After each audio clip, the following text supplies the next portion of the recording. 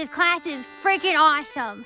The deer processing intensive was, in a word, intensive. We covered so many areas, and one of the things that I think I liked most about it was that it really opened up a lot of different avenues that you can take with what you want to do with an animal. This was my second deer intensive class. I decided to come back, and I'm really happy I did because I learned so much more, and Mark and Shelby are such amazing instructors. Yeah, deer class was an absolutely amazing experience.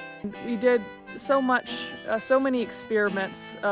One thing I loved about the class this year was everyone was coming together with their own ideas and own past experiences to make really cool stuff. Like there was a musician who was trying to make musical strings out of deer intestine. It was great because we worked with the hides, we worked with the meat itself and the tendons and the antler, and we saw so many aspects. I did buckskin before, but after doing this class I feel more confident of doing buckskin and just experimenting by myself.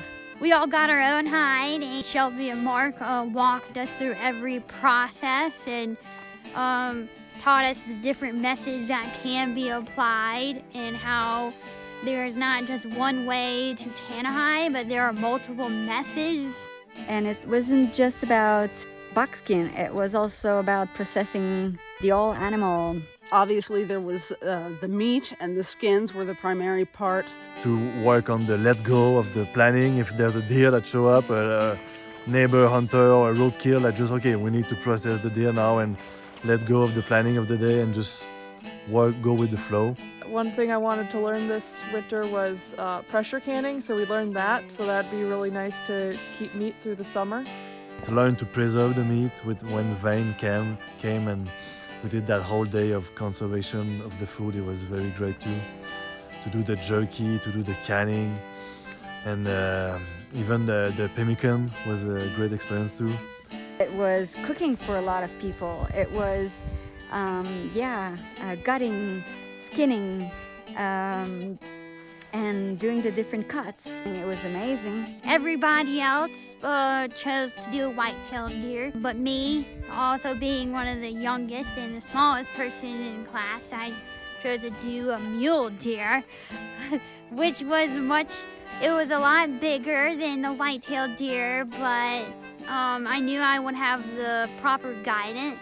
We also had the privilege to have the visit of Melvin.